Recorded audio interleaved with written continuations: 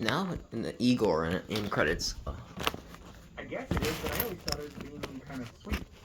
But So there we are. But it's interesting. What we got coming up now is 7.5 minutes of wow. credits, which was a bit of a shock to us, But when you put together one of these films, you realise that they're made literally by hundreds of people. And it's only bringing all of those people together you can make something like this work. And this film has a long history. Chris, when did you first pitch this to? I believe it was, I think I pitched it to them in like October 2002, but then we didn't even end up, I think, coming together on a deal until 2003. And then wrote a few drafts for you guys, and then Tony came on, I believe, in August of 2006. Then Tony and I went away into a dark laboratory with the script. And I think for a while, when I first came on the film, we were actually going to make a short. Right. Based on the film, which we were going to use it as a calling card. We're going to take it around to the studio, it was going to help us raise money and put together a distribution deal. Right. And then, thankfully, we never made the short. We ended up getting a distribution deal, getting all the financing together and moved forward. And Tony, I think at that moment you came onto the film. Yep. I came on, and Chris and I worked, and kind of we adjusted things here and there, and added, took out, and No, Tony came up with, and you and Dimitri and John had so many great ideas, and then we just basically locked ourselves away for a few months, and kind of made it, and then never stopped working on it up until the last. For being Olivier Besson, my Monsieur the best art director, my goodness, and Christelle and Yoshi. We really just were able to. The way it worked out was we had to start shipping things to be animated, but Max and the Johns, McKenna and Herakles, they figured out that if we could start just shipping parts of the movie, and then we could keep working a little bit on, because we didn't have that much time to redo stuff. So anytime we could squeeze in to make little changes and plus it, we did.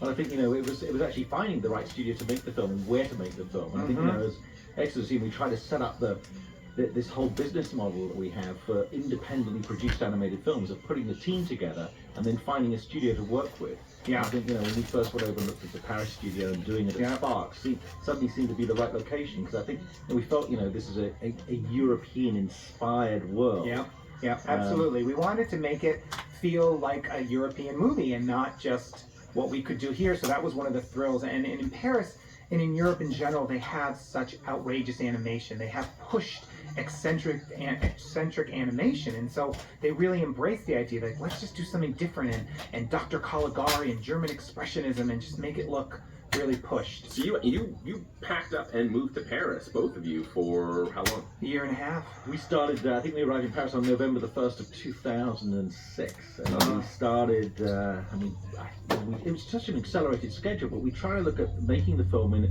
every aspect of it, making it a different way. We really try to, lock the script, and we storyboarded, we did the 3D animatic, which was a departure on how you normally set up an animated film, in terms we did a 3D animatic that had animation in it. We did models of the characters that could actually move, so it was very, very detailed.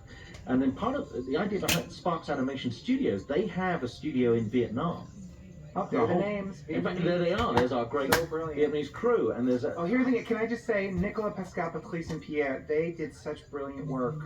Really, the lead animators in Vietnam, really getting the subtle acting, and I'm sorry, man. Well, I think that's right, because our journey was very much based in Paris, which is where we storyboarded and set up and designed the whole film, and it's where the movie was finished in terms of lighting and compositing.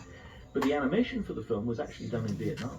And Tony and I spent, quite a few weeks there. In fact, the whole of January of 2008, we were there, working directly with the team. When they first came onto the movie, they spent 6 months in a training program just getting ready to animate this film. And that team over there worked so hard, and I think did some great animation under some great leadership. And we're thrilled with the work that they did. Thrilled. And really, to think that this all started, Chris, with your idea, and just that you came up with this world. We wouldn't have anything if you didn't come up with the idea. And John Herakles, you had the creative instincts to buy it, and Exodus. And my favorite, sorry to interrupt you, my favorite screen credit in here. Do you remember Simba?